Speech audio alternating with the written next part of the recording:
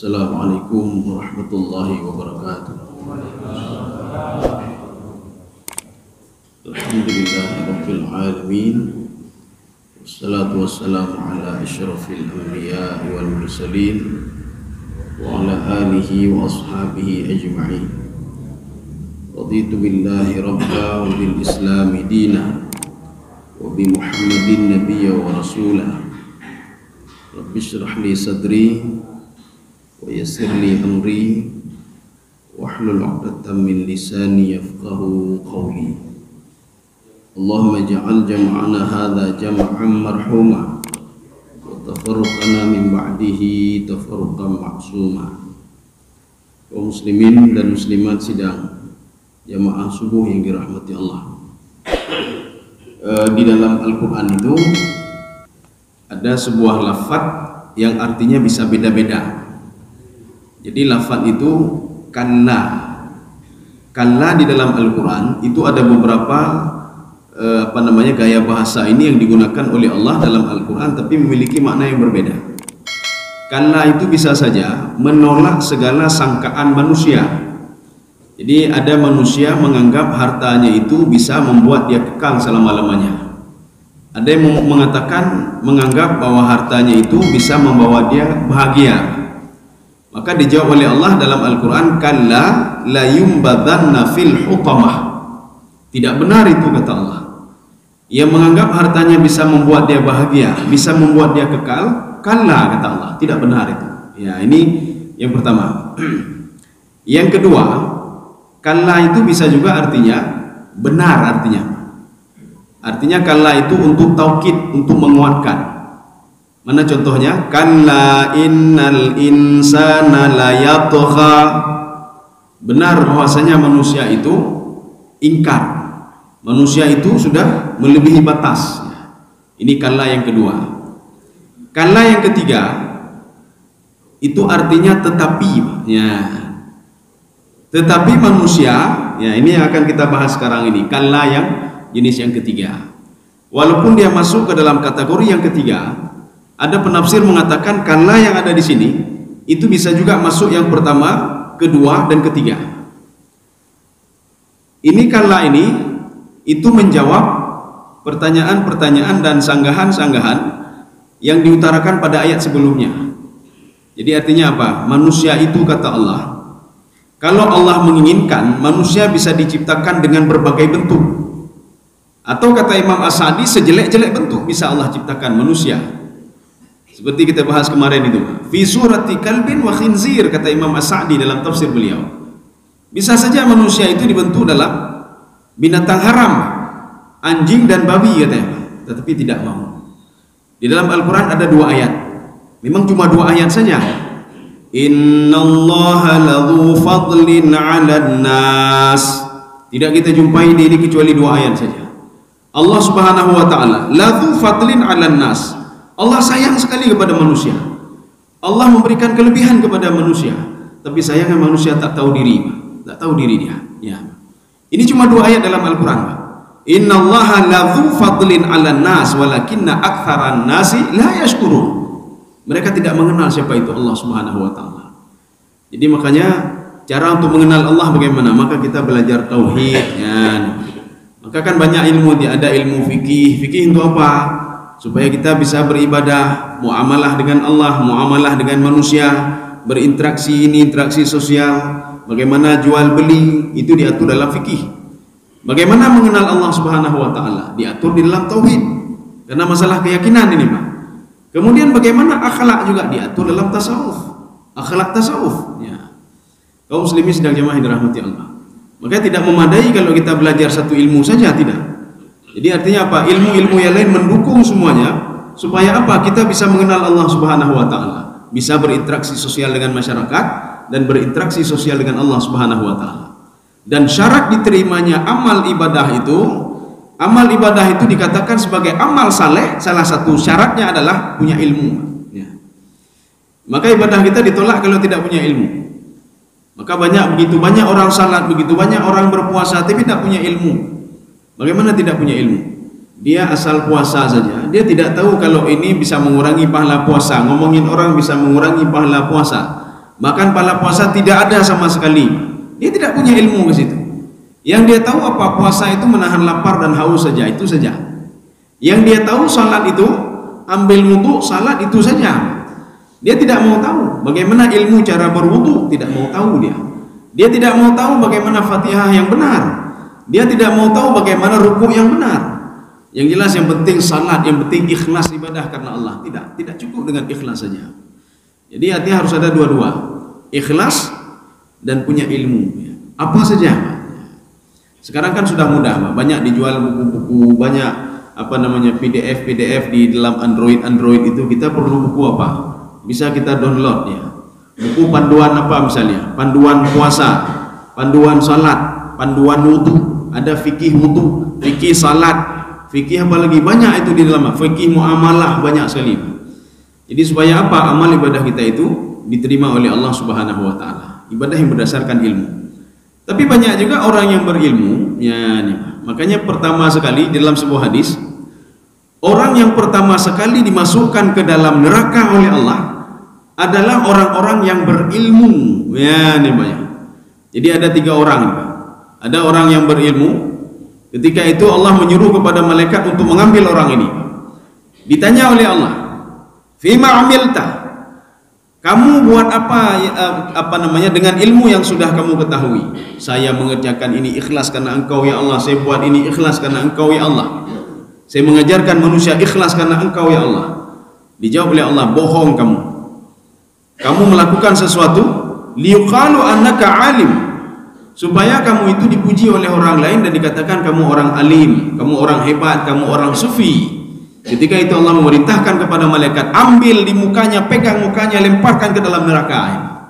Ini orang yang pertama. Orang yang kedua, orang yang bersedekah. Kemudian Allah menyuruh malaikat, ambil dia, diambil orang yang bersedekah. Ditanya oleh Allah, fima anfaqta?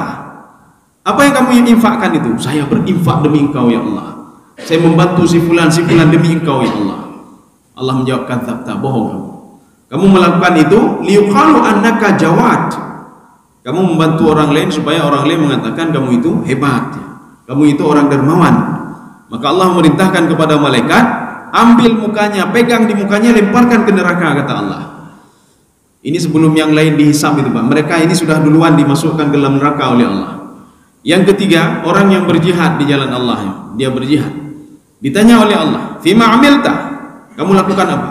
Kemudian ini menjawab, saya berjihad karena Engkau ya Allah. Saya keluar karena Engkau ya Allah. Berjihad di jalan Allah dengan jiwa saya dan harta saya.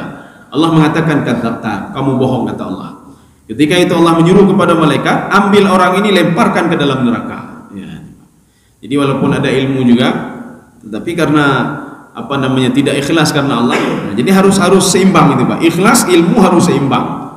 Jadi tidak boleh ikhlas saja tidak ada ilmu, atau ilmu saja tidak ikhlas karena Allah Subhanahu wa taala. Sekarang kita lanjutkan masih pada surah Al-Infitar. Ini ayat ke-9. Ya, ini ada kallanya di sini, Pak. Kalla ini muncul beberapa tafsiran. Ada yang mengatakan dia seperti model yang pertama. Itu untuk lirada waszajar namanya, untuk membantah. Ada yang mengatakan dia masuk jenis yang kedua, litakid. Takkid itu untuk menguatkan. Yang ketiga, ada yang mengatakan ini maknanya bal. Bal itu artinya tetapi, bahkan. Ya, sekarang kita lihat ini bagaimana kita terjemahkan ini, Pak. A'udzu billahi minasyaitonir rajim. Bismillahirrahmanirrahim. Kalla bal tukadzibuna biddin. Jadi kalla ini di dalam tafsir itu penafsir sepakat, bukan sepakat, artinya banyak yang mengatakan ini makna kalla yang jenis ketiga, bahkan. Jadi setelah diberikan peringatan oleh Allah, kamu kenapa tidak patuh kepada saya? Apa yang menyebabkan kamu tidak patuh kepada saya? Kalau saya mau, kata Allah, saya rakit kamu dengan sejelek-jelek bentuk, kata Allah Subhanahu wa taala. Tapi tidak bisa jadi obat juga bagi manusia. Maka Allah mengatakan kalla bal tukadzibuna biddin, bahkan. Ya, ini artinya bahkan. Bahkan mereka itu kalla bal tukadzibuna biddin. Mereka itu mendustai ad-din. Din itu apa? Coba diterjemahannya apa itu? Pembalasan, ya. Jadi ad-din itu bukan agama, ya. Kita sering sekali kalau di dalam itu ara'aital ladzi yukadzibu biddin. Tidakkah kamu melihat orang-orang yang mendustai agama? Bukan mendustai agama di situ, Pak. Ad-din itu artinya hari kebangkitan. Ara'aital ladzi yukadzibu biddin? Tidakkah kamu melihat? Tidakkah kamu memantau ya Muhammad orang-orang yang tidak yakin kepada hari kiamat? Ya, ad-din itu hari kiamat. Tetapi nanti ada juga di dalam surah Al-Maidah, ad-din itu artinya keyakinan, ya. Artinya keyakinan, tapi tidak banyak. Jadi makanya banyak din itu maliki yaumiddin atau maliki yaumiddin. Din itu hari pembalasan. Din itu hari kebangkitan. Yaumul jaza. Jadi Allah mengatakan bahkan mereka tidak takut dengan ancaman sama sekali. Mereka itu bahkan mendustai hari kebangkitan. Ini kalau kita merujuk tafsir yang pertama. Kalau kita merujuk ke dalam tafsir yang kedua, ada penafsir mengatakan itu maknanya taukid. Jadi maknanya benar, ya. Benarnya bagaimana? Benar manusia itu memang benar-benar ingkar kepada Allah Subhanahu wa taala, sehingga gara-gara ingkarnya dia juga mendustai hari kebangkitannya. Ini tafsir yang kedua. Penafsir yang ketiga, kalla bal tukadzibuna biddin. Yang kamu lakukan itu tidak benar. Kamu jauh dari Allah itu tidak benar, ya. Enggak benar itu, Pak, jauh dari Allah. Tidak ada alasan kita tidak beribadah. Tidak ada alasan kita untuk tidak salat, tidak bayar zakat. Kenapa? Karena Allah yang menciptakan kita. Allah yang memberikan rezeki kepada kita. Allah yang menghidupkan kita. Allah yang mematikan kita. Allah juga yang membangkitkan kita di padang mahsyar, kata Allah Subhanahu wa taala. Ini kalau sudah ada sifat seperti ini, kata Allah, nanti kalian tidak percaya juga kepada hari kebangkitan. Ya, jadi tetapi banyak itu yang condong kepada kalla itu maknanya bal, artinya maknanya bahkan. Jadi kita nanti tidak perlu ragu-ragu, ini kok bisa begini, artinya kok bisa begini, kok bisa begini. Kalau kita lihat itu artinya sama semua, tafsirannya sama semua. Ini melambangkan apa? Akibat mereka itu ingkar kepada Allah, membuat mereka itu tidak yakin kepada hari kiamat. Akibat sifat mereka itu jauh dari Allah, tidak yakin kepada Allah, membuat mereka tidak yakin kepada hari kiamat. Yukadzibuna bal tukadzibuna biddin. Kita lanjutkan. Wa inna 'alaikum lahafizin. Ya. Kalian tidak ada masalah, kata Allah. Kalau kalian tidak yakin kepada hari kiamat, artinya kalian berbuat dosa terus, tidak ada masalah. Makanya Allah katakan, "Ma gharraka bi rabbikal karim." Apa yang membuat kalian itu tidak patuh? Apa yang membuat kalian itu menjadi tidak patuh sehingga tidak beribadah kepada Allah? Ada dalam hadis Ibnu Mas'ud. Jadi hadis ini dikutip oleh beberapa penafsir, termasuk tafsir Ibnu Katsir yang mengutip hadis ini. Nanti ketika di padang mahsyar nanti Allah berdialog dengan orang-orang yang ingkar. Apa kata Allah? Kenapa kamu ingkar kepada saya? Ya, termasuk ini dalam tafsir Sawi kita baca hadisnya. Jadi di sini disebutkan ma min ahadin illa sayakhulullahu bihi yaumal qiyamah fayaqul. Jadi tidak ada seorang yang dibangkitkan oleh Allah kecuali Allah berdialog dengan dia. Jadi dialog apa artinya? Allah ingin menguatkan lagi kepada dia, menanyakan kepada dia lagi. Padahal sebelumnya kan sudah ada di Al-Quran. Ma gharraka bi rabbikal karim. Tetapi hari kiamat nanti Allah bertanya juga sama dia. Ini sesuai dengan hadis Rasulullah. Kalau ada orang yang ditanya oleh malaikat, ditanya oleh Allah, ya, itu hati-hati saja, kata Rasulullah. Halaka, pasti masuk neraka dia. Maka kalau seandainya kita dibangkitkan di padang mahsyar, man nuqisha, kata Rasulullah, halaka. Kalau nanti di padang mahsyar nanti ada yang bertanya kepada kita, baik itu Allah atau malaikat, maka dalam satu tafsir itu ketika dikatakan Allah bertanya, bukan Allah, tetapi Allah bertanya melalui malaikatnya. Ya. Ini seperti yang ada di dalam surah Al-Isra, Bani Israel, dalam surah Ali Imran, wa uhayna ila ummi Musa an ardi'ihi. Ketika Allah Subhanahu wa taala mewahyukan kepada ibu Nabi Musa alaihissalam. Ini makna mewahyukan di sini apa? Allah mengirim utusan Jibril alaihissalam untuk mengatakan kepada ibu Nabi Musa alaihissalam supaya dia itu menyusui anaknya Musa selama 6 bulan, jangan takut kepada Fir'aun. Jadi artinya sebelumnya memang sudah datang malaikat Jibril ke rumah Nabi Musa alaihissalam, berdialog dengan ibu Nabi Musa, kamu jangan takut kepada Fir'aun, kamu tenang saja. Wa makaru wa makarallah. Fir'aun membuat strategi untuk membunuh semua anak-anak. Bahkan sudah puluhan ribu yang sudah dia bunuh. untuk mengejar Nabi Musa alaihissalam. Wa makaru wa makarallah, tetapi strategi Allah lebih jitu lagi. Jadi ya, kita nggak perlu takut. Orang lain buat strategi macam-macam untuk memusnahkan kita, menghancurkan kita, memudaratkan kita, tidak bisa memudaratkan kecuali dengan izin Allah Subhanahu wa taala. Jangankan manusia, iblis, syaitan saja, jin saja tidak bisa macam-macam kepada kita kecuali mereka minta izin dulu kepada Allah Subhanahu wa taala. Makanya syaitan, iblis dan jin, setiap mereka ingin macam-macam kepada manusia, dia selalu minta izin kepada Allah. Fa bi'izzatika la ughwiyannahum, dengan kemuliaanmu ya Allah, izinkan saya ya Allah, boleh enggak saya goda si fulan? Boleh enggak saya inikan si fulan, memudaratkan si fulan? Sebagaimana iblis minta kepada Allah untuk memudaratkan Nabi Ayub alaihissalam selama 19 tahun lamanya, diizinkan oleh Allah ketika itu. Jadi kan alasan iblis apa? Ya Allah, ini Nabi Ayub itu, dia kalau tidak diberikan penyakit, dia tidak dia selalu patuh kepada engkau. Karena apa? Tidak pernah kau berikan penyakit. Coba engkau izinkan kami untuk memudaratkan dia. Coba izinkan. Diizinkan oleh Allah. Terserah kalian, mudaratkan dia dengan izin saya. Maka ketika itu Nabi Ayub alaihissalam diberikan penyakit. Di situ ada andil iblis di situ, atas izin Allah Subhanahu wa taala, untuk memberikan penyakit kepada Nabi Ayub alaihissalam selama 19 tahun lamanya. Ini minta izin dulu ya. Iblis begitu juga, kalau ingin macam-macam kepada kita, dia minta izin dulu kepada Allah. Dan kemudian iblis itu setelah dia melakukan sesuatu, dia akan mengatakan inni akhafullah, saya takut sekali kepada Allah. Ada manusia yang seperti ini. Ada manusia yang ngomong saya takut kepada Allah, saya takut kepada Allah. Tidak ada, tidak pernah. Termasuk ketika di padang mahsyar, tidak ada manusia yang ngomong saya takut sekali kepada Allah. Tidak ada, tidak ada. Dia selalu menuding orang lain. Tetapi iblis selalu mengucapkan kata-kata ini di dunia, dia ucapkan, ketika di dalam neraka juga dia ucapkan inni akhafullah, saya takut pada Allah. Dan ketika dia ingin memudaratkan orang lain, iblis minta izin dulu.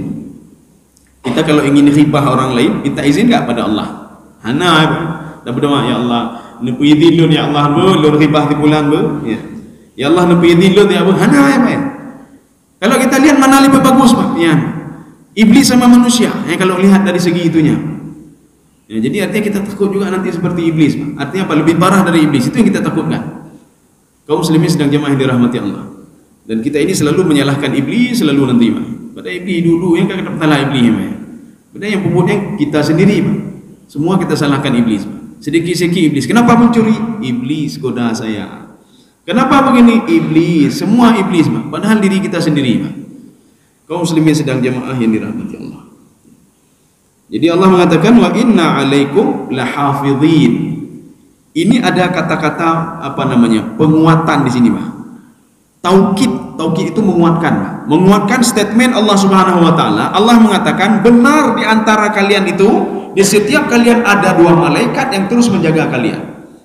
Ini dikuatkan oleh Allah dengan kalimat inna Pak. Inna ini lil isbat, ini kalau di dalam kajian tafsir ini lil isbat. Isbat itu apa? Untuk menguatkan. Lam ini lam taukid. Lam ini untuk menguatkan. Artinya Allah ingin mengatakan kalian tidak perlu ragu kalian. Setiap kalian melakukan kebaikan, setiap kalian melakukan kejahatan, selalu ada 2 malaikat yang terus mengikuti kalian. Ya.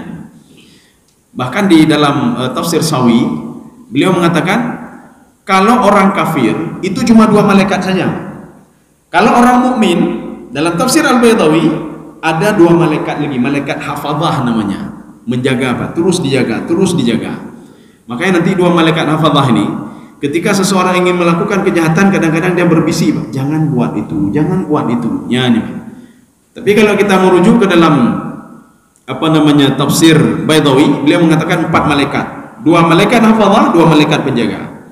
Kalau kita merujuk ke dalam tafsir Ibnu Abbas mengatakan hafadzah itu ada 8. Jadi semuanya ada 10. Yang menjaga kita 8, yang mencatat amal ibadah kita ada 2. Maka 10 malaikat ini terus mengikuti kita kemana saja kita pergi. Jadi artinya 10 malaikat ini juga bersaksi nanti di depan Allah Subhanahu wa taala. Setiap amal ibadah, setiap kejahatan, setiap maksiat, setiap ketaatan kita kepada Allah Subhanahu wa taala, saksinya banyak sekali. Maka kita tidak bisa mengelak ketika di pengadilan Allah Subhanahu wa taala. Kalaupun kita tidak nampak dan tidak percaya kepada makhluk gaib. Ada orang tidak percaya, panen nak percaya saya kepada 2 malaikat. Nak percaya kepada hafadzah. Kalaupun kita tidak percaya, setiap kita melakukan suatu, tangan ini menjadi saksi. Ketika kita melihat sesuatu, mata ini menjadi saksi di padang mahsyar. Ketika kita ngomong sesuatu hal yang tidak ridha Allah Subhanahu wa taala, maka mulut ini menjadi saksi di padang mahsyar nanti. Kaki ini menjadi saksi juga.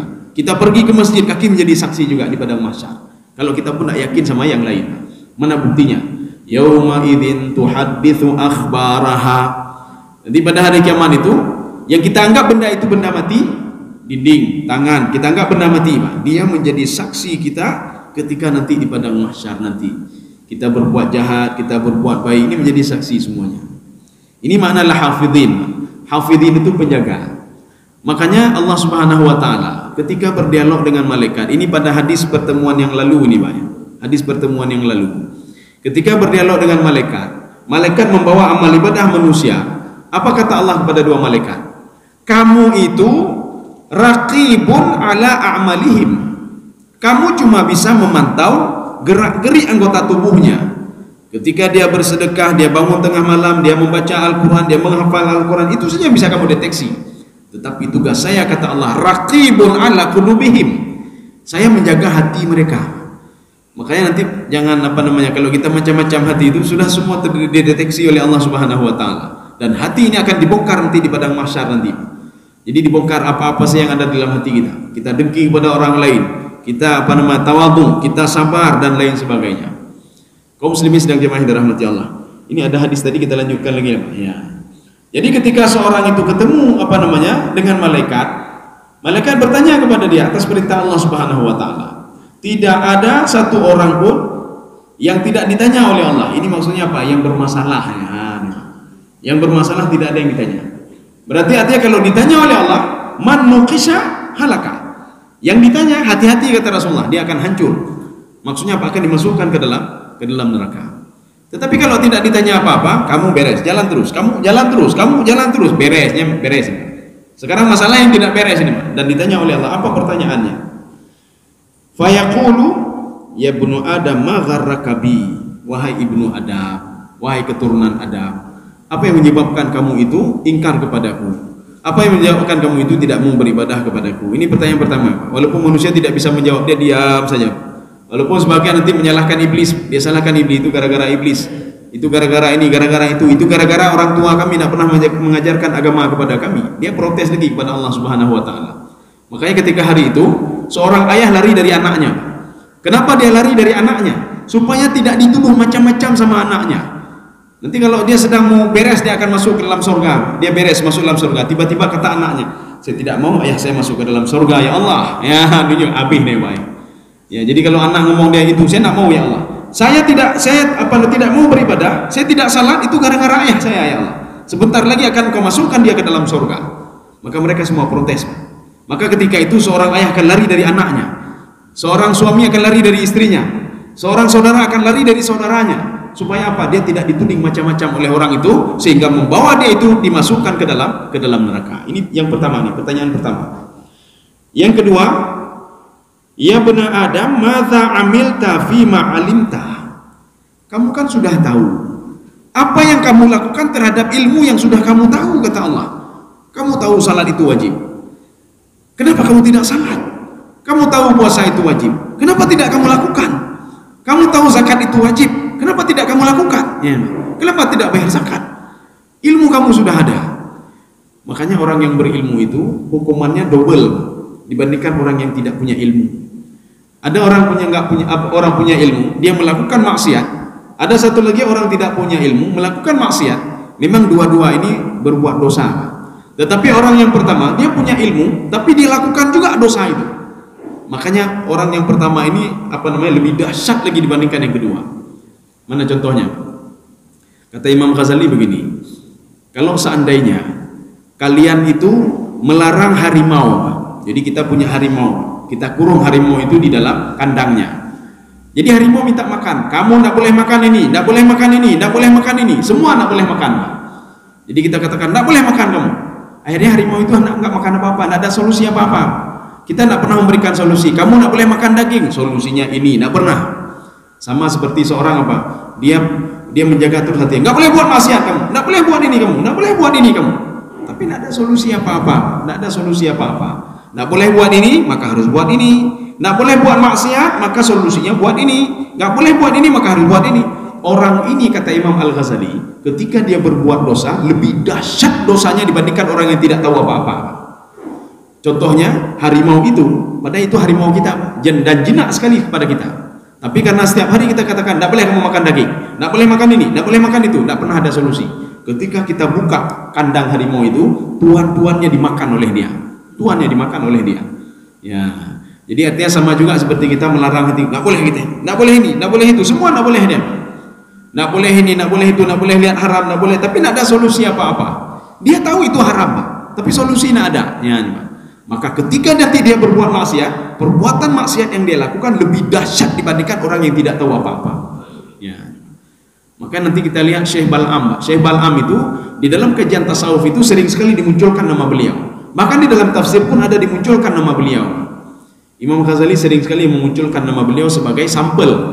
Sampel apa? Syekh Bal'am itu ilmuwan yang luar biasa. Beliau itu pernah diberikan ini oleh Allah Subhanahu wa taala, karamah. Karamahnya apa? Bisa berjalan di atas angin. Jadi angin bisa membawa dia kemana saja seperti Nabi Sulaiman alaihissalam. Kalau Nabi Sulaiman itu mukjizat. Kalau beliau diberikan karamah oleh Allah, muridnya banyak sekali muridnya, ilmunya luar biasa, tapi bisa terjebak dengan beberapa hal sehingga beliau mati dalam keadaan syirik kepada Allah Subhanahu wa taala. Kaum muslimin sedang jemaah yang dirahmati Allah. Jadi makanya Allah itu melihatnya yang terakhir, bukan yang pertama itu tidak. Tidak melihat dia ahli ibadah, tidak. Terakhirnya dia bagaimana? Allah melihat iblis itu bukan sebelumnya dia ahli ibadah, tidak. Terakhirnya bagaimana? Dia ingkar kepada Allah, berarti dicap sebagai seorang yang ingkar kepada Allah Subhanahu wa taala. Jadi Allah tidak melihat, aduh ini seperti kita di pengadilan ya, Pak. Di pengadilan, hukumannya bisa rendahkan gara-gara apa? Dia patuh kepada pengadilan, dia selalu datang tepat waktu, dia tidak pernah berbohong. Kemudian kalau kita lihat perbuatan dia dulu, memang dia orang baik. Sebenarnya hukumannya 10 tahun, diberikan hukuman 4 tahun atau 3 tahun. Kenapa? Karena dia baik sekali. Allah tidak. Ketika seorang itu, jangan kita katakan zalim, tidak. Ya, betalah ada apa? Syekh Bal'am itu, ketika dilihat oleh Allah dia itu meninggal dalam keadaan syirik, Allah melihat, memantau, berarti amal ibadah dia dulu tidak benar, amal ibadah dia. Tidak benar. Tidak bisa membentuk karakter dia sehingga dia tidak menjadi orang-orang kafir dan musyrik. Jadi makanya kita ini ibadah kan begitu ya Pak, untuk membentuk karakter kita. Untuk apa kita beribadah sudah puluhan tahun lamanya, tapi karakter tidak bisa membentuk karakter. Masih bisa seperti itu selalu. Kita salat tapi masih ngomongin orang lain. Kita salat tapi masih ambil punya orang lain. Kita salat tapi sering berbohong ya Pak. Kita salat tetapi pergi tempat maksiat, mendengar maksiat, dengki sama orang lain. Itu berarti ibadah kita bermasalah.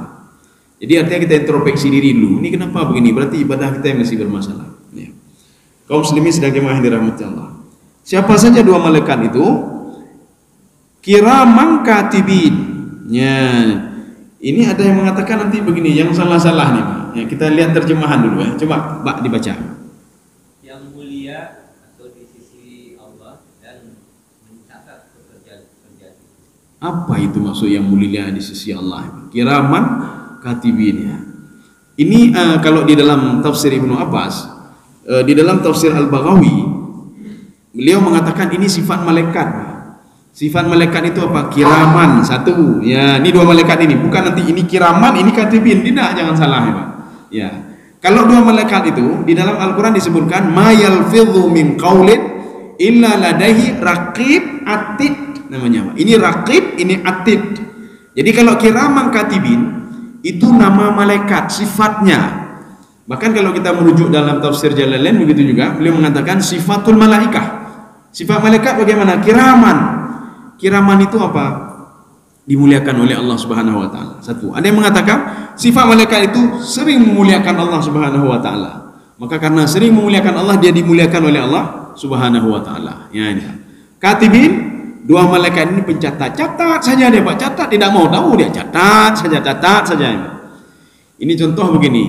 Setiap pagi itu dalam sebuah hadis, setiap pagi tidak luput dua malaikat yang turun ke bumi dan selalu berdoa. Tugas dia itu saja, lain tidak ada. Yang penting dia turun ke bumi pagi-pagi berdoa kepada Allah, ya Allah berikanlah orang yang berinfak itu gantinya ya Allah. Allahumma a'ti munfiqan khalafan wa a'ti mumsikan talafan. Setelah berdoa dia naik ke atas, itu saja. Besok balik lagi dia berdoa lagi. Ya Allah, berikanlah orang-orang yang berinfak di pagi hari itu ganti hartanya ya Allah. Dan orang-orang yang bakhil di pagi hari itu kehancuran hartanya. Naik lagi dua malaikat. Ya. Maka kenapa kita ini afdal ya bersedekah di pagi-pagi hari, ya, bersedekah di pagi hari. Karena waktu itu pas sekali dengan doanya malaikat. Sempat kita bakhil di pagi hari, nanti jangan masuk nanti ke dalam kategori doanya malaikat, orang-orang yang dihancurkan oleh Allah Subhanahu wa taala. Kaum muslimin sedang jamaah yang dirahmati Allah. Jadi kiramang katibin itu sifat malaikat. Jadi mereka itu dimuliakan oleh Allah. Artinya mereka ada yang mengatakan mereka memuliakan Allah. Kemudian satu lagi sifatnya katibin. Katibin itu catat-catat saja. Karena nanti ada malaikat bertasbih, tasbih saja, itu saja yang dia lakukan. Tidak ada pilihan lain. Ada malaikat yang menurunkan rezeki saja, lain tidak dia pikir. Ada malaikat yang tugasnya memikirkan azab saja. Tidak ada malaikat-malaikat yang ikut campur urusan orang lain, tidak ada. Jibril tidak pernah, ya Allah, saya sudah bosan sekali ini. Tukar boleh sama malaikat pencabut nyawa? Ya, tidak ada. Pencabut nyawa juga begitu. Malaikat Israfil juga begitu. Maka di dalam kitab Al-Bidayah wa Nihayah ini, di situ diungkapkan malaikat Israfil karena saking patuhnya kepada Allah, dari pertama sekali diciptakan sampai sekarang ini tugasnya belum ada lagi. Mana tugas lo? Dan sangkakala terus berada di mulutnya. Dia tinggal tunggu perintah Allah, tiup sangkakala. Ya. Nah, ada beliau protes, ya Allah, kakut hanya gimana jarane. Ganto na tugas lain je. Nyejuk tugas lain gede, bek tugas yang hanampu binya nih, Pak. Jadi makanya manusia kan seperti itu. Manusia cepat sekali dia putus asa. Kenapa? Dia tidak menikmati apa yang sudah dia berikan oleh Allah. Nah, dia nikmati, Pak. Ketika itu dia cita-cita saya mudah-mudahan saya punya kerjaan. Setelah punya kerja, nak kerja, Pak. Kerja, oh, gaji sedikit sekali, kenapa begini, kenapa begitu, ya, sudah mengeluh nih, Pak. mengeluh terus, Pak. Ya. Jadi makanya kalau coba dinikmati, Pak, nikmati terus, bagaimana malaikat menikmati apa yang sudah diberikan oleh Allah. Dinikmati terus, bertasbih, nikmati terus, akhirnya kenikmatan di dalam tasbih itu. Akhirnya dia nikmati terus, malaikat itu dia turun-turun itu nikmat bagi dia. Ya. Begitu juga kita dalam beribadah. Jadi artinya apa? Seorang itu belum sampai kepada hakikat ibadah sebelum dia menikmati ibadah itu sendiri. Jadi kalau kita ingin mengetahui apakah kita sudah menikmati ibadah, tadi salat subuh tadi, kalau kita menikmati ibadah enak sekali, Pak, tenang, kita nikmat rasanya, Pak. Kapan subuh lagi? Ya, Pak. Ketika nanti kita baca Al-Quran, kapan lagi? Itu sudah ada tanda-tanda kenikmatan, sudah ada, Pak. Ya. Kaum muslimin sedang jamaah yang dirahmati Allah. Ya, kita lanjutkan sedikit lagi. Ya. Kiramang katibin ya'lamuna ma taf'alun. Coba dibaca lagi, Pak Anda. Ya. Mereka mengetahui apa yang kamu kerjakan. Ya, ini harus kita kan, Pak. Ini kenapa digunakan kalimat ya'lamun. Ya'lamun itu apa? Maksudnya malaikat tidak tahu hal gaib. Ya, nih, Pak. Ya'lamun, malaikat itu punya ilmu dulu ketika kita berbuat, Pak. Baru dia tahu, Pak. Ketika kita buat maksiat, oh maksiat rupanya, dicatat, Pak. Oh dia buat ini, dia catat, Pak. Nah, ini ya'lamun, Pak. Artinya malaikat itu mengetahui sesuatu setelah kita buat. Kalau kita tidak buat, dia tidak tahu, Pak. Tidak tahu dia. Kita dalam hati kita punya rencana, Pak. Ini rencana saya begini. Tidak tahu dua malaikat ini, Pak. Ini makna ya'lamuna ma taf'alun. Ya, dia baru punya ilmu ketika baru kalian lakukan itu, baru dia tahu, Pak. Tetapi Allah sudah tahu, Pak. Ketika kita niat apa saja, Allah sudah tahu, Pak. Ini si fulan niat nibruk kurung lain, niat Allah tahu, Pak. Tapi dua malaikat tidak tahu, Pak. Itu pun kalau ada begini, ada cerita begini. Ada seseorang meninggal dunia ketika dia itu ada seorang pemuda. Dia sudah menikah. Jadi ketika itu dia ngomong sama istrinya, "Saya mau beribadah malam ini. Ibadah kamu apa? Saya akan pergi ke bar-bar penjual minuman khamar, minuman keras." "Ngapain ke situ?" katanya. "Saya ingin beli semua minuman itu supaya tidak diminum oleh orang muslim." Akhirnya dia pergi ke situ, dia beli minuman-minuman, dibawa pulang ke rumah. Dilihat oleh masyarakat, waduh si fulan ini peminum khamar ini. Padahal dia tidak minum khamar. Setelah dia bawa pulang itu, dia ambil air itu, dibuang semua ke WC, Pak. Dibuang ke WC, Pak. Dia ngomong sama istrinya, "Pada malam ini saya sudah menyelamatkan puluhan orang-orang yang muslim sehingga dia tidak pergi minum khamar. Saya sudah beribadah malam ini." Kemudian malam besoknya dia pergi lagi ke tempat pelacuran. Sampai ke tempat pelacuran, ada wanita-wanita pelacur itu yang menunggu pelanggannya, Pak. dikasih duit. Kamu apa? Kamu apa? Ini duit. Sekarang pulang ke rumah. Pulang semua, pulang semua. Akhirnya dia ketemu lagi sama istrinya. Saya sudah beribadah malam ini. Saya sudah menyelamatkan manusia untuk tidak berzina malam ini. Ya, kata dia, sudah saya kasih duit semuanya. Dilihat oleh masyarakat. Si fulan tiap malam dia minum khamar. Si fulan tiap malam dia berzina, Pak. Malam besok berzina, malam besoknya lagi minum khamar. Malam besoknya berzina, besoknya lagi minum khamar. Akhirnya apa kata istrinya? Wahai suamiku, pekerjaanmu sangat mulia sekali. Tetapi kalau seandainya kamu meninggal dunia nanti, manusia tidak ada yang mengurusi jenazahmu. Kenapa kata suaminya? Karena mereka menganggap kamu seorang penzina dan peminum khamar. Apa kata suaminya? Saya tidak perlu dimandikan oleh mereka. Saya mau dimandikan oleh raja dan para alim ulama. Ya, kata dia, Pak. Rupanya ketika itu dia meninggal dunia. Ketika dia meninggal dunia, masyarakat yang melihat dia, api ludah mendua, penzina meninggal, peminum khamar meninggal, tidak ada yang mengurusi jenazah dia. Ya, jadi jenazah dia tergeletak di di samping jalan begitu saja. Rupanya ada seorang raja. Jadi raja ini dia menyamar menjadi manusia biasa. Dia jalan-jalan ingin melihat bagaimana keadaan masyarakatnya. Tiba-tiba dia lihat jenazah di situ di samping jalan. Ditanya sama masyarakat, kenapa tidak ada yang mengurusi jenazah ini? Kami tidak mau mengurusi jenazah ini karena jenazah ini jenazah penzina. Jenazah ini peminum khamar. Ya. Kata raja apa? Mereka tidak tahu kalau ini raja. Ini kan manusia juga. Ya, walaupun manusia kami tidak mau memandikan penzina. Kalau demikian begini saja. Angkat dia ke rumahnya. Kalian tahu rumahnya, kami tahu rumahnya. Diangkat jenazahnya ke rumahnya. Setelah diangkat, masyarakat pulang semua. Tidak ada yang menunggu dia di rumahnya. Ketika itu datang istrinya. Istrinya senang sekali. Raja heran, kenapa senang melihat suaminya seperti itu?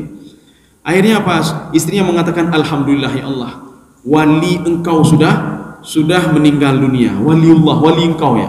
Raja heran, kenapa wali orang seperti ini? Kata masyarakat dia peminum khamar, kata masyarakat dia seorang penzina. Wahai raja, masyarakat tidak tahu. Yang tahu cuma saya dan suami saya. Dan orang-orang yang yang coba tanya sama mereka yang itu, berzina enggak dia suami saya dengan orang itu? Tidak. Suami saya setiap malam dia menyelamatkan orang lain untuk tidak berbuat maksiat. Saya sudah mengatakan kepada dia, wahai suamiku, kalau engkau meninggal dunia tidak ada orang yang akan melihatmu nanti. Suamiku mengatakan, saya tidak perlu kepada mereka. Saya perlu kepada seorang raja yang memandikan saya, dan saya perlu kepada alim ulama yang memandikan saya. Akhirnya raja mengatakan, saya adalah raja. Ya, akhirnya apa kata istrinya? Rupanya doa suami saya terkabulkan. Dia akan dimandikan oleh seorang raja dan dimandikan oleh para alim ulama. Akhirnya raja-raja memanggil alim ulama yang ada di istananya. Dia dimandikan oleh inilah waliullah. Artinya apa? Yang ini masyarakat tidak tahu, yang tahu apa? Yang dilakukan saja. Malaikat itu ketika kita pergi ini dicatat, waduh, pergi ke tempat maksiat. Malaikat tidak tahu kalau niat kita begini tidak tahu. Yang tahu apa? Lihat zahirnya saja. Wa yaf'aluna wa ya'lamuna ma taf'alun. Dia baru tahu setelah kita berbuat. Kalau kita tidak berbuat, dia tidak tahu. Ini malaikat ini. Ya, ini satu ayat lagi. Innal abrara lafi na'im. Jadi abrar kita sudah membahas pada pertemuan yang lalu. Abrar itu kalau di dalam terjemahan orang-orang baik ya, Pak ya. Orang berbakti ya. Tetapi dalam tafsir itu abrar itu al-muttaqin. Muttaqin itu orang menjaga diri. Ya. Orang yang menjaga diri, ketika di dunia dia jaga diri, Pak. Dia jaga diri, Pak ya. Dia melakukan perintah Allah, inilah muttaqin namanya.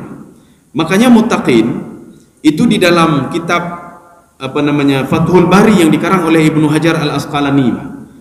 Jadi syarah dari kitab Syarah Imam Al-Bukhari. Ini segini tebal kitabnya, Pak. Hampir setengah meter ya. Jadi apa kata beliau? Orang muttaqin itu, kata Ibnu Hajar Al-Asqalani, tarku syirik. Satu, dia meninggalkan syirik. Bagaimana meninggalkan syirik? Jadi syirik yang dimaksud itu bukan hanya menyembah selain Allah saja, tidak. Jadi syirik yang dimaksud itu riya. Orang yang tidak riya, ini artinya menjaga diri dia. Dia beribadah bukan karena orang lain, semuanya karena Allah. Dia melakukan sesuatu bukan karena orang lain, semua karena Allah. Jadi kalau ada indikasi kita dalam hati, kenapa pergi ke masjid? Behana mau tagai. Ya, itu berarti bukan karena Allah dia pergi. Karena behana mangga tagai. Ya, oh yuk kita pergi ke rumah tetangga yuk behana mangga tagai. Behana mau ya. supaya nggak enak nantinya. Ini kata-kata nggak enak nanti sama tetangga, nggak enak dilihat sama bapak itu, nggak enak dilihat sama orang lain. Ini sudah ria ini. Artinya kita beribadah bukan karena Allah. Padahal Allah menyuruh kita, pergilah ke tempat saudaramu, kunjungilah saudaramu, pergilah gitu, kunjungilah orang ini, itu disuruh oleh Allah Subhanahu wa taala. Tetapi kita melakukan bukan karena Allah, supaya tidak enak nanti. Yuk kita pergi ke sana supaya tidak enak nanti. Kalau nggak pergi tidak enak ya, Pak. Kalimat tidak enak ini, itulah ria itu, Pak. Artinya kita beribadah bukan karena Allah. Kita melakukan sesuatu bukan karena Allah. Ini yang pertama. Yang kedua, orang muttaqin itu, abrar itu, ini versi Ibnu Hajar Al-Asqalani dalam kitab beliau Fathul Bari fi Syarah Sahih Al-Bukhari. Yang kedua, tarkul al-ma'asi, meninggalkan maksiat baik itu zahir maupun batin. Ini orang-orang abrar yang akan dimasukkan ke dalam surga. Maka kita tanya-tanya sama diri kita, apakah kita menjaga anggota tubuh kita? Apakah kita meninggalkan maksiat secara zahir dan batin? Kalau masih kita lakukan, ini bermasalah kita, Pak. Bermasalah kita. Apakah tangan kita masih buat maksiat? Apakah anggota tubuh masih buat maksiat? Kalau sudah beres ini, sekarang masuk ke hati, Pak. Apakah hati ini masih berbuat maksiat? Apakah hati ini masih ria? Apakah hati ini masih dengki sama orang lain? Kalau masih juga, berarti muttaqinnya perlu kita ragukan ya, Pak. Perlu kita ragukan.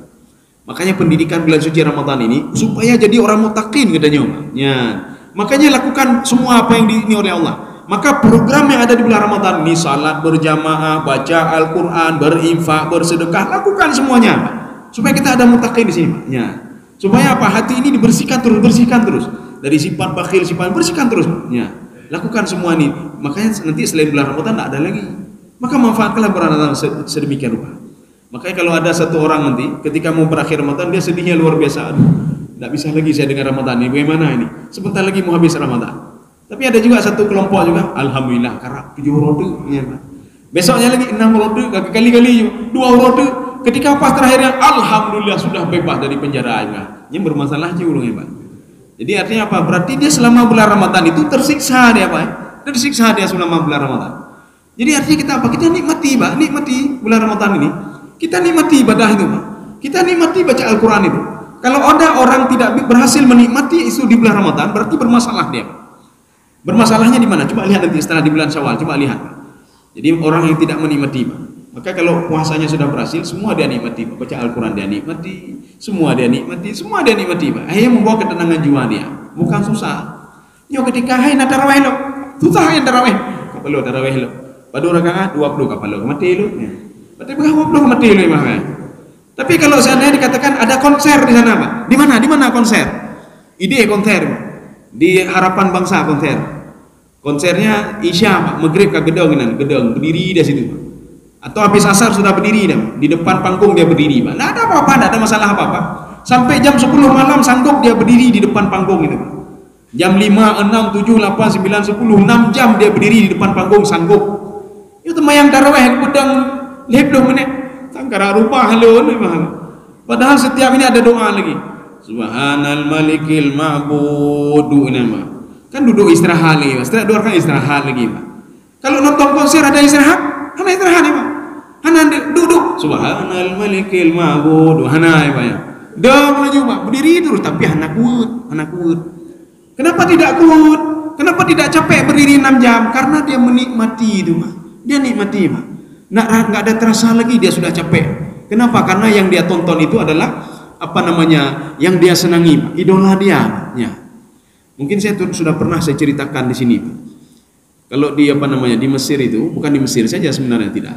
Ada beberapa negara itu, termasuk Sudan, Maroko, kemudian Tunisia, kemudian Mesir juga, Yordania, Yaman ya. Itu masjid-masjid itu tidak hanya satu juz saja, satu masjid satu juz, tidak. Ada masjid satu malam 5 juz, Pak. Ada masjid satu malam 10 juz. Ya, 10 juz malam. Jadi waktu kita lihat di Mesir lebih banyak lagi, Pak. Nanti ada masjid, satu masjid itu semalam itu bukan semalam itu 5 juz semalam, Pak. 20 rakaat 5 juz. Kira kabeh, Pak. Yang 5 juz. Mesti juz undang kamu mang nih, Pak. Jangan kan dah pegah 7, Pak. Berapa ayat saja kau leng nih, Pak Umar. Tangkap beratnya, Pak. Jadi rupanya di masjid itu orang tua-tua semuanya. Orang tua-tua mendominan yang temayang. Umur 60 tahun ke atas. Jadi waktu itu ada seorang anak muda datang ke situ. Dia lihat Umar rubuh hal. Nyoba tunjuk 5 juz. Temayang dekatnya. Umar panjang-panjang, kakak mendekat nih, Pak. Setelah dia salat, dia tanya sama orang tua yang ada di samping dia, apa resepnya? Kenapa Syekh salat tidak bermasalah? Kenapa saya salat kok bermasalah? Apa dijawab oleh Syekh itu dengan apa? Oh, mulai kapan Syekh ikut ini salat semalam 5 juz? Sudah lama saya ikut ini. Apakah tidak bermasalah dengan berdiri dan lain sebagainya? Apa jawab Syekh itu? Saya salat dengan hati saya, sedangkan kamu salat dengan anggota tubuhmu. Ketika saya salat dengan hati saya nikmati salat itu. Nikmati, Pak. Tidak terasa sudah 5 juz malam ini. Kalau kamu salat itu pertimang aki, Pak, pertimang aki, dah lego, Pak. Seperti orang konser, Pak. Orang nonton konser kada pertimang bro, tidak. Dia pandangannya terus ke ini, Pak. Apa namanya? Orang yang dia idolakan tadi, Pak. Idola dia, oh dia nggak teringat lagi tubuhnya mungkin. Nanti pulang ke rumah baru, oh maka kuat kahe aki, Pak. Baru dia teringat. Tapi kalau tadi tidak, nyamuk kau bibiraya Pak aki, Pak. Lintah kau bibiraya Pak aki, Pak. Karena konser tadi, lintah, di pudrah aja, Pak. Ya. Karena apa? Dia nonton dengan hatinya. Tetapi kalau kita pergi ke situ nonton konser, dadang kan, Pak. Aci jateh dadang oma kapadumne kahe ne, Pak. Ya. Karena kita nonton bukan dengan hati kita. Ya. Kaum muslimin sedang jemaah yang dirahmati Allah. Innal abrar, ini masuk abrar tadi, Pak. Abrar itu orang muttaqin. Muttaqin yang kedua itu dia meninggalkan maksiat zahir maupun maksiat batin. Ya, nih, Pak. Kemudian yang ketiga, fi'lul hasanat. Ini kata Ibnu Qayyim Ibnu Hajar Al-Asqalani. Fi'lul hasanat, dia berbuat kebaikan, Pak. Kebaikan selalu kebaikan apapun dia lakukan, Pak. Walaupun kebaikan itu sedikitnya. Nih, Pak. Jadi makanya wasari'u ila maghfiratin. Buatlah kebaikan, mintalah maaf kepada Allah. Buatlah kebaikan walaupun sekecil apapun kebaikan itu. Kita tidak sanggup salat tahajud sampai beberapa puluh rakaat, Pak. Waduh, lakukan saja 2 rakaat saja. Ya, Pak. Oh, nak sanggup juga ada 2 rakaat saja. Lakukan kebaikan-kebaikan yang lain. Yang penting ada kebaikan yang kita lakukan. Baik maksiat kita lakukan, Pak. Ya, Pak. Ini namanya muttaqin. Kalau ada indikasi itu kata Ibnu Hajar Al-Asqalani, seorang sudah dikatakan sebagai orang muttaqin. 3-3 itu harus ada. Tidak boleh 2 saja. Maka kalau 3-3 itu ada, tidak ria dalam beribadah, dia meninggalkan maksiat zahir maupun maksiat batin, kemudian dia melakukan kebaikan-kebaikan dimanapun dia berada. Karena sebagian orang itu begini, melakukan kebaikan di tempat orang yang dia kenal, Pak. Umana urung turilun hana mangat hagaya, Pak. Tapi ketika dia keluar, ija Jakarta atau bukan leju buka menumai. Bukan hana to turile, hana to turi. Pupun aja mati pupun saja pupun, Pak. Ditanya kenapa? Hana tahu duri, apalagi pergi keluar. Hana tahu duri, bebas berbuat itu, Pak. Ya.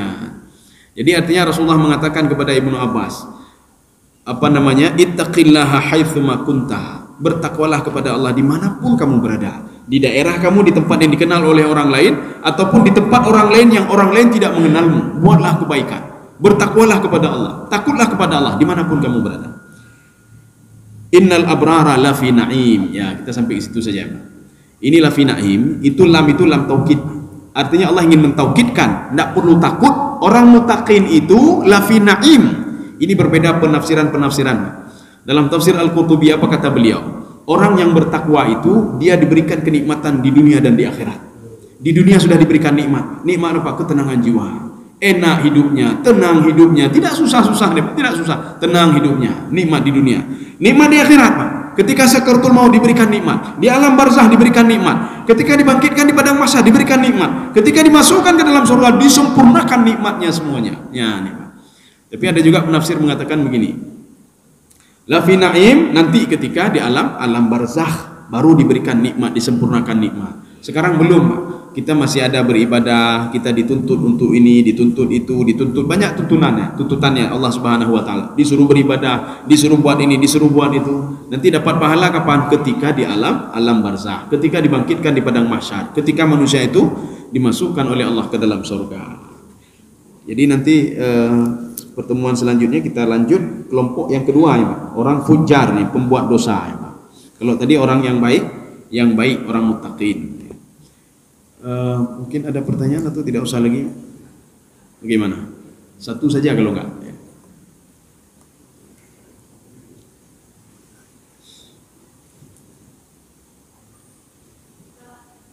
Oh iya. Oh ada ibu ya.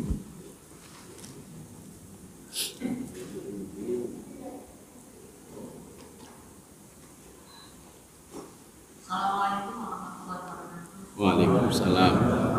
Mengenai malaikat. Iya, ya. Malaikat jenis kelamin. Iya, iya. Baik laki-laki atau perempuan. Iya. Tapi Allah itu di bumi Allah itu mewujudkan banyaknya pemuda Banyaknya? berjenis laki-laki. Iya, iya. Jadi datang ke Istiwa Nabi Lut, Iya, iya. pemuda. Iya, iya. Seperti ketika di Nabi Sulaiman juga pemuda. Iya, iya. Adakah yang berwujud wanita? Oh iya. Allah wujudkan di bumi. Iya. Kalau ada itu peristiwa apa? Oh iya, iya. Iya. Ibu protes juga. Iya, iya. Iya, boleh. Yang kedua itu di Al-Quran itu semua Allah menjelaskan kalau kamu masuk neraka kekal, Iya. masuk surga juga kekal. Iya, iya.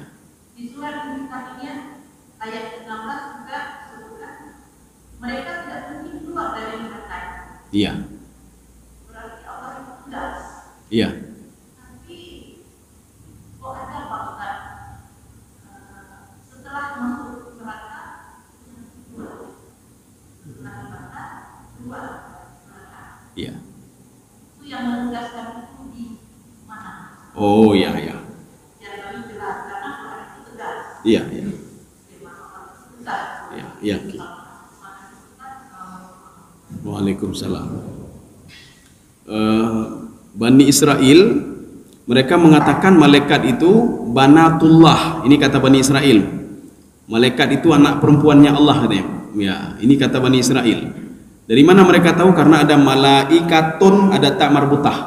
Setiap tak marbutah itu mereka mengklaim perempuan. Aisyah perempuan. Tidak ada Aisyah anak laki-laki, Pak. Kepada Bapak Aisyah kami persilakan, tidak ada, Pak. Ibu Aisyah, ya, Pak. Jadi makanya Bani Israel mengklaim kalau malaikat itu perempuan. Sehingga dijawab oleh Allah, malaikat bukan tidak perempuan, bukan laki-laki. Dan wujud yang diwujudkan oleh Allah adalah laki-laki. Ya, laki-laki, tidak ada wujud perempuan. Makanya inilah rahasia di dalam Al-Quran. Ketika Allah Subhanahu wa Ta'ala memerintahkan dengan perintah laki-laki, ya ayyuhalladzina amanu kutiba alaikumusiyam. Itu tidak ada perempuan di situ. Ya. Wahai laki-laki, ini laki-laki, Bu. Ya ayyuhalladzina amanu, kalau perempuan amanat, kutiba alaikunna, kunna itu perempuan. Tapi kenapa alaikum? Kenapa laki-laki? Muncullah di dalam kaidah tafsir, dalam kaidah bahasa Arab, dalam kaidah nahwu. Setiap ada pernyataan Allah dalam Al-Quran untuk laki-laki, berlaku juga untuk perempuan. Contohnya mana? Kita melihat ada bus besar, bus karyawan. Di dalamnya pasti ada karyawati. Ya. Tetapi kalau seandainya di dalam Al-Quran disebutkan perempuan, itu bukan untuk laki-laki, bukan untuk laki-laki. Mana contohnya? Di bus, di bawahnya bus karyawati. Di dalam mana karyawannya, Pak? Semua karyawati, Pak. Nggak ada bapak-bapak di situ gedung. Nah. Tetapi kalau ditulis bus karyawan, ada karyawan karyawati. Sebelah sini karyawan, sebelah sini karyawati. Tetapi ketika ditulis di bus itu bus karyawati, nggak ada bapak-bapak yang duduk. Nah, hana ya duduk. Nggak ada. Ya. Maka dalam Al-Quran ketika disebutkan perempuan, kamu hendaklah menyusui anakmu ya 2 tahun secara terus menerus. Tidak ada disuruh kepada bapak-bapak. Itu pada ibu-ibu. Tapi salat jamaah itu masing-masing, Bu, ya. Wa aqimnas salah, wahai perempuan salat berjamaahlah kalian. Wa aqimus salah, wahai laki-laki salat berjamaahlah kalian. Bedanya apa? Kalau nak salah saya itu laki-laki sampai 16 kali, Pak. Aqimus salah sampai apa namanya? Berdirikanlah salat secara berjamaah, tetapi ibu-ibu cuma 8 kali. Aqimnas salah. Artinya apa? Laki-laki dua kali lipat dibandingkan perempuan. Dan tidak ada satu riwayat pun ya yang mengatakan kalau malaikat itu berubah wujud menjadi perempuan. Tidak ada, semua laki-laki ya. Termasuk yang memberitahukan kepada Maryam kalau dia akan punya anak, itu juga berubah wujud menjadi laki-laki juga. Termasuk yang ketemu dengan Nabi Zakaria, laki-laki juga. Termasuk yang ketemu dengan ibunya Nabi Musa alaihissalam, laki-laki juga. Termasuk yang ketemu dengan Nabi Ibrahim, laki-laki juga. Yang ketemu dengan Nabi Lut, laki-laki juga. Semua laki-laki, tidak ada yang perempuan. Nah, sudah satu. Kemudian yang kedua apa tadi, Ibu? Oh ya, azab ya. Sudah. Ini Allah mengatakan begini, khalidina fiha. Dalam surga begitu, khalidina fiha. Kita lihat neraka juga. Neraka ada khusus orang yang musyrik itu mereka akan kekal selamanya dan tidak akan keluar lagi. Itu orang musyrik, penyembah patung yang tidak yakin kepada Allah, kemudian mereka menduakan Allah, termasuk orang ria. Ria lama-lama menjadi penyakit parah ini. Dia berbuat bukan karena Allah Subhanahu wa taala, dia akan kekal dalam neraka. Tetapi kalau ada orang-orang al-asi, asi itu pembuat maksiat, dia akan masuk ke dalam neraka. Setelah dibakar dalam neraka, maka akan dimandikan di sebuah telaga. Yang dibakar itu apa? Itulah daging-daging pembuat dosa ini, Bu. Ini yang dibakar oleh Allah. Ya. Ini rambut ini tumbuh dari daging pembuat dosa. Maka Allah tidak mau surga itu ada dosa sedikit pun di dalam ini, dia tidak mau. Maka ketika itu Allah menyuruh malaikat untuk memandikan dia. Ketika dia mandi, fanabata sya'ruhu wa nabata lahmuhu, dagingnya tumbuh kembali, tapi bukan daging yang ketika di dunia, Bu. Daging baru, rambutnya juga rambut baru. Maka orang ini walaupun dibakar dalam neraka, mereka akan diangkat kembali oleh Allah Subhanahu wa taala. Yang Allah tegas itu bagi orang musyrik. Orang musyrik tidak ada ampunan, kata Allah, tidak ada ampunan. Orang yang tidak menyembah pada Allah, orang yang menyembah selain Allah, tidak ada ampunan. Khalidina fiha abada. Jadi artinya kekal selama-lamanya. Jadi makanya kita jangan salah nanti. Ada sebuah hadis, ini disalahpahami oleh manusia. Semua dosa aku ampuni, kata Allah, kecuali dosa syirik. Ya, ini jangan salah paham kita sama ini, apa namanya, sama hadis ini. Jadi nanti ada orang kafir datang ke kita, kami ingin bertobat. Oh, tidak bisa. Semua dosa diampuni kecuali dosa syirik. Tidak diampuni kalian. Ya, itu salah itu. Jadi yang dikatakan tidak diampuni kecuali dosa syirik ketika masuk ke dalam neraka. Ketika seorang masuk ke dalam neraka, semua dosa diampuni oleh Allah. Dia dosa berzina, dosa ini, dosa itu, dosa korupsi, diampuni semua oleh Allah, kecuali dosa syirik, kata Allah. Syirik tidak akan pernah saya ampuni. Khalidina fiha abada. Makanya nanti Qarun kekal di neraka dia. Kemudian siapa? Fir'aun kekal di neraka, Bu. Numrud kekal di neraka, Bu. Abu Lahab kekal di neraka, Bu. Abu Jahal kekal di dalam neraka, Bu. Karena apa? Mereka sifat-sifat syirik itu sudah ada sama mereka dan tidak yakin kepada Allah Subhanahu wa taala. Jadi artinya kalau Haman juga kekal di neraka, ya. Jadi makanya kalau ada orang pembuat maksiat, itu tidak kekal, tapi dia dibakar dulu sesuai dengan kejahatan yang sudah dia lakukan. Kalau kejahatan sekian persen, maka sekian persen dibakar oleh Allah Subhanahu wa taala. Berarti tegas. Orang yang sudah masuk ke dalam surga tidak keluar lagi, tidak keluar. Khalidina fiha abada. Tegas Allah katakan. Dan dia tidak nanti ini bermasalah, kamu keluar balik, tidak keluar lagi. Makanya untuk masuk itu pun susah juga, ya. Ditanya ini, tanya itu. Tetapi kalau kita menjalankan perintah Allah seperti tadi, muttaqin tadi, kita bersifat muttaqin, masuk itu mudah, semua mudah. Apalagi kita punya anak yang saleh, apalagi kita punya anak penghafal Quran, mudah sekali. Kalau punya anak penghafal Quran, tetapi kita jangan sampai begini, Allah ibadahlun, anakku naurun kudung, ya itu tidak benar juga. Seperti Abu Lahab. Abu Lahab dia mengandalkan anaknya. Apa kata dia? Lau sadaqa ibnu akhi la aftadi bimali wa waladi. Kalau yang dikatakan Muhammad itu benar, tabbat yada abi lahab wa tab. Celaka saya. Tenang saja. Saya punya harta, saya punya anak, aftadi bimali. Saya akan bayar fidyah dengan harta saya. Saya akan bayar fidyah dengan anak saya. Nah, dia mengandalkan anaknya. Dijawab oleh Allah Subhanahu wa taala, tidak bisa, kata Allah. Apapun yang kamu miliki, ma aghna anhu maluhu wa ma kasab. Itulah uniknya Al-Qur'an. Al-Quran itu setiap nanti ada pernyataan begini langsung disanggah langsung. Setiap ada begini tidak benar langsung disanggah oleh Allah Subhanahu wa taala. Kalau ada yang mengatakan harta saya bisa membuat saya kekal, langsung disanggah oleh Allah Subhanahu wa taala. Setiap ada problem, ada jalan keluar. Ada masalah, ada jalan keluar dalam Al-Quran. Setiap ada azab, diberikan jalan keluar juga oleh Allah Subhanahu wa taala. Cuma kita baca Al-Quran setengah-setengah. Kalau baca setengah, rumah baca alih pakan adab tabil kau. Yo dah baca. Padahal ada jalan keluar di situ. Makanya kita harus baca semuanya, karena Al-Quran itu terus bersambung. Jadi tidak putus-putus itu. Demikian. Jadi saya rasa cukup sekian saja. Mudah-mudahan ada manfaatnya bagi saya sendiri dan semua sekalian. Subhanakallah bihamdika asyhadu an la ilaha illa anta astaghfiruka wa atubu ilaik. Assalamualaikum warahmatullahi wabarakatuh.